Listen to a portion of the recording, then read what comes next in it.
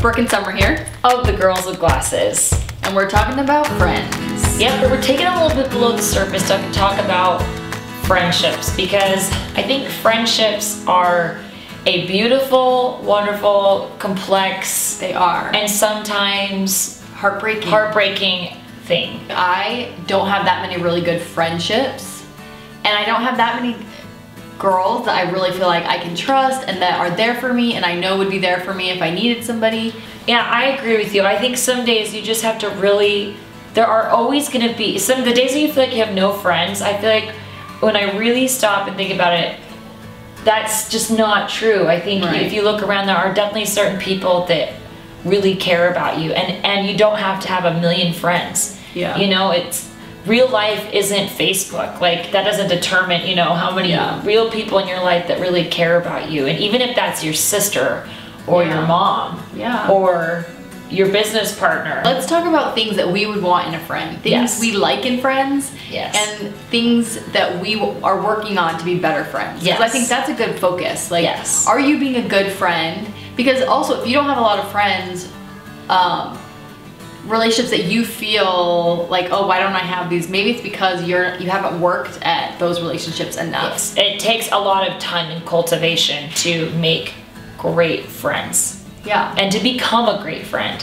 And I think it requires learning a lot from past mistakes or situations or friendships, and like you said, being what you would like to have in a friend. One thing that I really appreciate in a friend is someone who will listen, but also someone who's not a talker. Like, if someone's even telling me all the gossip, like, oh, I already am like, that's not my vibe, I don't want to hear it. And then I wonder, oh, is she gonna turn around the moment I'm gone and start telling everybody my business? It sort of breeds distrust, I think, when there's gossip in a relationship. Yeah. Obviously I think there's a fine line, because there might be a situation you have with a friend where you feel like you're safe to discuss a situation that's very pertinent to you. Yeah. And then sometimes it might, but there's a difference. You always know, and I always know that it's always in the intention in which how you're talking about something. Yeah, like if you're just doing it to, like, you need something to talk about, and it's just like you've got like a grimy piece of gossip just like burning a hole in your pocket, and you're like, I gotta get this out. Guess what? Yes. Guess what? Yeah. But if that doesn't nourish your friendships to bring that. No, but I think it doesn't mine anyway. Definitely not. I think being able to share experiences that other people have had in a way that could help someone is different than gossiping. And maybe even you keep names out of it, but sharing experiences is different than sharing dirt. Agreed. So don't gossip. For one. And keep your friends' secrets theirs. Yeah, don't go spreading stuff. Yes, and I think, and Summer and I were just talking about this yesterday, like, you never foresee what could happen in the future. You would hope and pray that you never have a friend breakup or falling out with someone. But if you do, all of those things that were shared in that friendship, that doesn't mean that we go, you don't. And now it's a free-for-all. It's a free-for-all. And I think you still be loyal to confidences and respect and that's just a matter, I think, of the private things of a person's soul and heart that was shared. Yeah, that comes down to that person's integrity. Absolutely. If you have it and are a respecter of people, you would not do that. This is true. Even if the friendship doesn't last. That's like, right. You still secrets don't have an expiration date, and confidences, they don't expire or go away. Another thing I think that's important is being able to be a friend that can be counted on. Like, you're the person that I feel like you really know if they're a friend if you can call and ask to drive you to the airport. Dude. If they will take you to the airport, let you borrow their car, or watch one of their kids when you're in an emergency, that's, I think, obviously we can't always be there for all of these things, but if you can and you will, that is a sign of someone who is really someone you can count on. And I think a friendship goes both ways, where you're able to ask these things and you're also able to help them in ways that they need. Yes, and I think in a friendship, it's like any other relationship. It's a give and it's a take. And just as it's hard to, you know, sometimes people want to extend help your way, and I think it's really important to accept it. Yeah. You know, obviously not always be a taker, because being a taker all the time really is a quick way to like send your friendship down the chute. Yeah, you don't want to exhaust your friendship. You don't, but at the same time, like, you know, offer your help to them and accept it when it comes back your direction. To not judge a book by its cover. That's right. I have had so many friendships where I'm like, oh, I don't know if we have a ton in common, but you still like, you know, outreach that branch of friendship to them, and then you realize they're some of your favorite people. I know. That they enhance your relationship because they're different, super alike. So don't not have friendships because you think people are a certain way. Like, give people a chance to show their true colors. I see your true colors shining through.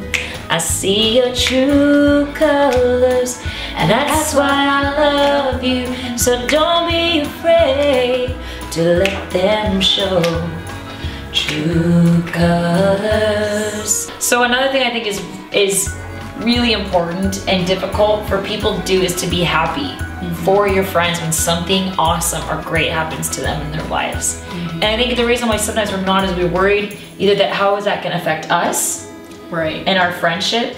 There's enough happiness, there's enough good things to go around. There are, and the truth is sometimes there isn't enough of that one thing for all of us. Like when you're in high school and the guys that you both like choose as your other friend, super hard to be happy for them. Right. But the truth is, if it doesn't work out in that situation, something else is gonna pan out for you. So learn, it is hard, to be happy for the friend that maybe gets the thing you were hoping for, or just has a lot of good fortune in their lives happening. Like we all take turns getting the good stuff, you know?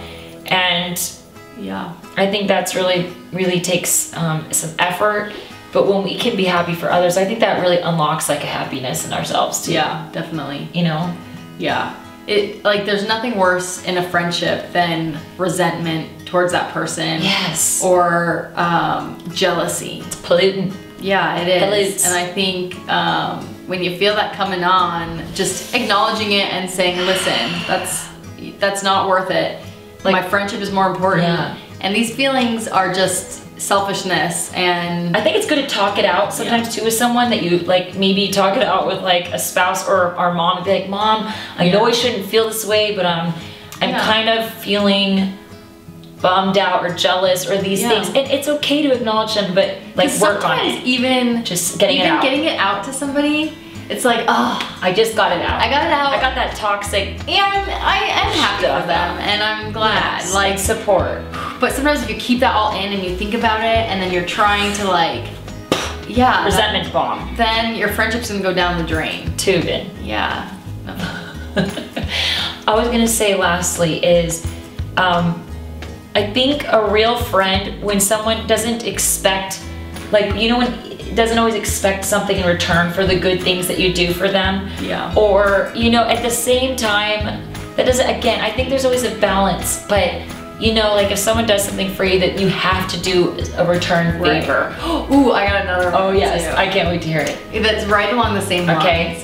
And maybe this is more in like service but being a good friend. Like my mom is the best at this. Whenever she helps me, or she never makes me feel like she's going out of her way or like it's hard. Guilting it or like martyring it. Yeah, like she always, I would love to do all your laundry and vacuum and watch your kids and do this and this and this. And not like I'm making her later. Day. Yes. And it makes it easier to accept help, and you're just so grateful for them that they don't make you feel bad, because already you can't handle something and you're feeling bad, like, oh, I'm not good enough. It's like, give a true gift. Yeah, it's without no strings attached. Yeah, just that you're happy to help them. It was a great record. And your mom, she is awesome. She's really good at And then lastly, I think, can I say one last final thing?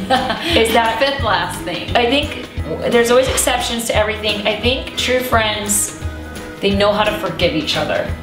And I'm not saying that there's times where forgiveness means goodbye, because it does. Right. But there are times where when you get really close to people, you're gonna see their true colors. You're gonna see their parts of their humanity that aren't as flattering, or you might see them in their darkest time, or when they're sad or going through traumatic things.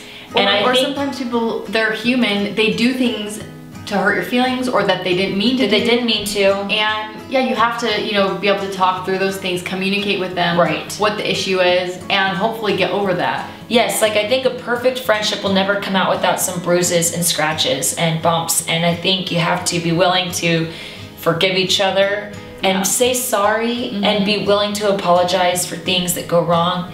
Yeah. And, but at the same time, I think when we always talk about being our true selves with people, I think there are certain lines and boundaries that are necessary in friendships, and knowing where to draw those lines and not always dump upon your friends, or just always be a downer, or because that could chase people away. Yeah. So you have to kind of learn a boundary. Like, you want to be you want to be yourself, but know that sometimes a friendship can't handle like a constant load. Yeah. You know, you just wear people out. So, and know which friends you can do that with, and kind of be careful about how much we do that. And that sounds the wear and tear, like a personality fault too. True. Like if you're always like unloading so much stuff, like, I mean, there's seasons where things happen that are terrible and bad. Yes. And I don't think you should shy away from letting your friends help you in moments like that. But if you find yourself that you're always the person that has so much going, oh, this just happened to me, this just happened to me, then you gotta think, look at your life. Always a sob story, right? Like, bummer. You know, what's going on here? What cycles do I have going on here? Why do I have to be that person? Because you don't have to be. No, yes. And there's so much more we could say about friendships. If you have any thoughts about friendships you want to share with us, please do in the comments below. We would love to hear what you have to think about what makes your friendships great, or what things you've learned and we should avoid. Yeah. We're open. And yeah, we think of all of you guys, all our subscribers out there, as our friends, and we'd love to hear from you. You've got a friend.